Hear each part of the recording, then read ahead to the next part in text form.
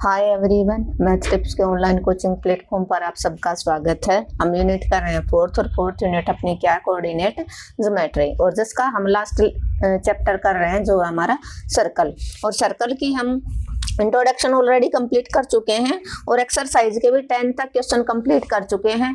आज हम question number 11 से स्टार्ट करेंगे। देखते हैं इस लेक्चर में हम कितने क्वेश्चन कवर अप कर पाते हैं। तो जो सर्कल का इंट्रोडक्शन का जो लेक्चर है, जो बच्चा फर्स्ट टाइम चैनल पे विजिट कर रहा है, मेरे साथ जुड़ रहा है, वो लेक्चर फर्स्ट को जरूर देखें।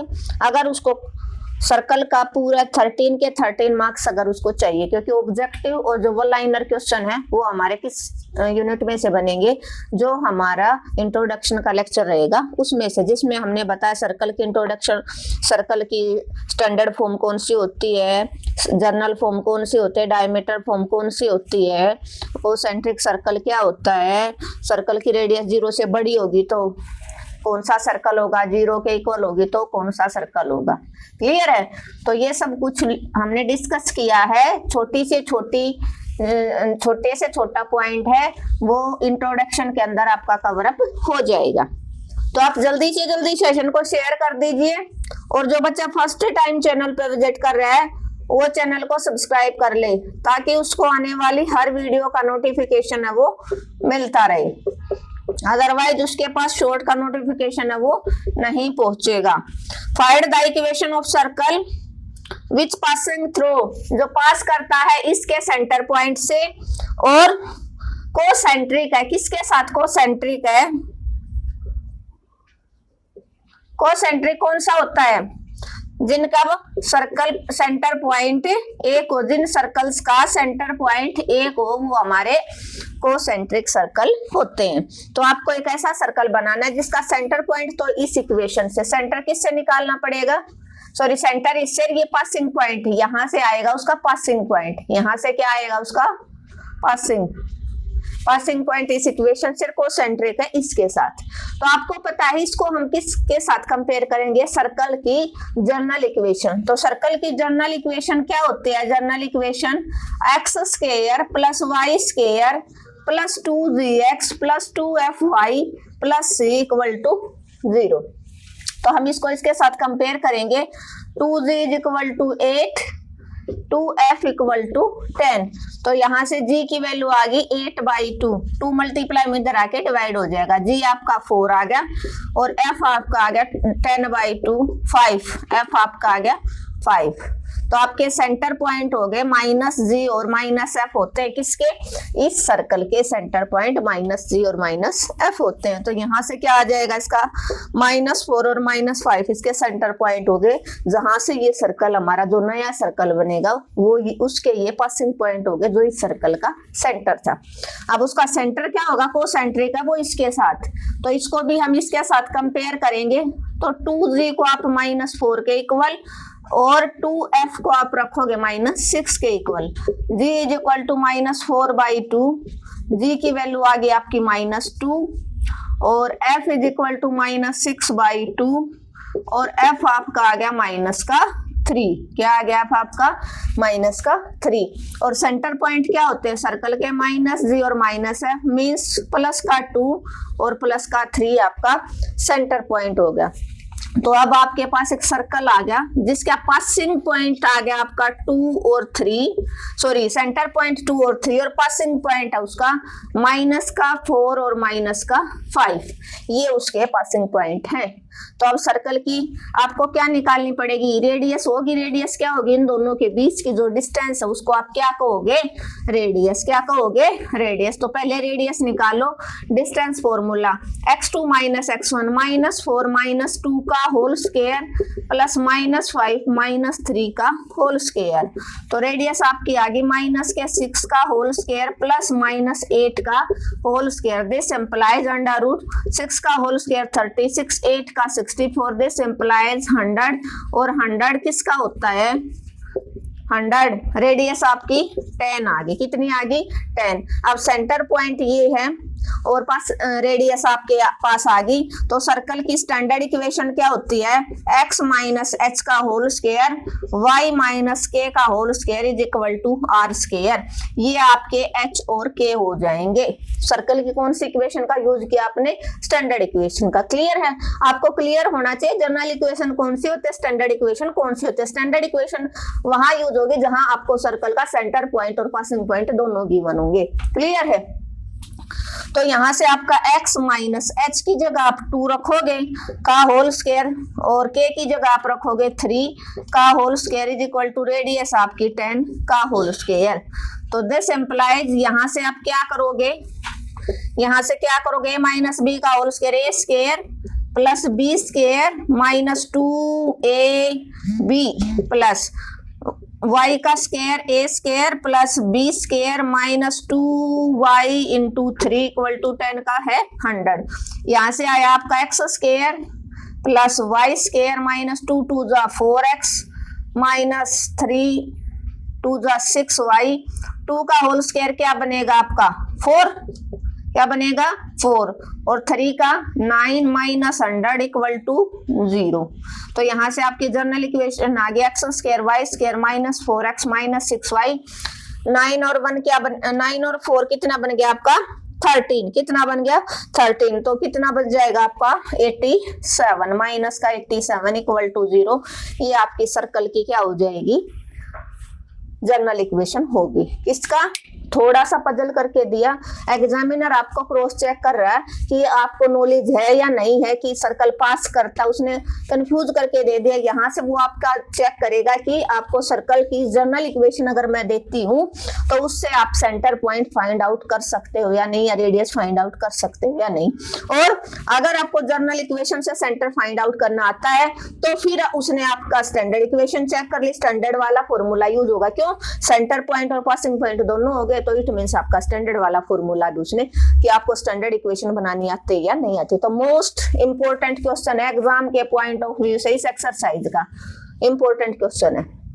क्या हो जाएगा, क्या है x square y square 8x plus 10y minus 7 equal to 0। यहाँ कोई एक ऐसा सर्कल है जो कोसेंट्रिक है, इसके साथ कोसेंट्रिक होता है ऐसे जब 2 या 2 से ज्यादा सर्कलों का सेंटर पॉइंट एक हो, मींस इस सर्कल का जो सेंटर पॉइंट होगा वही इस दूसरे सर्कल का सेंटर पॉइंट होगा।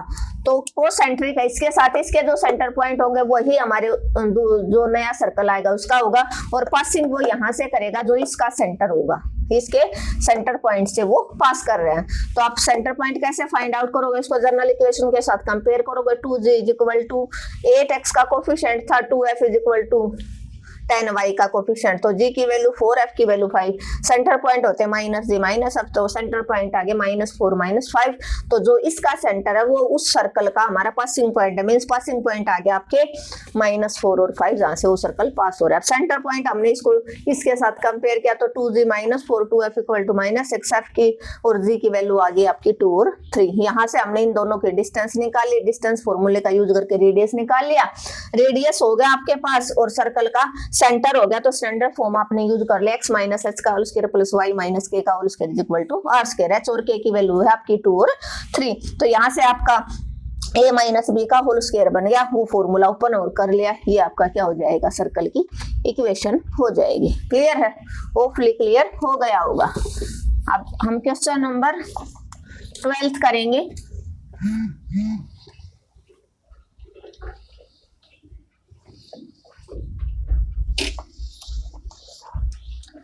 क्या कहता है 12th क्वेश्चन। और अगर आपको सेशन अच्छा लगता है तो कमेंट करना और लाइक करना बिल्कुल ना भूलें।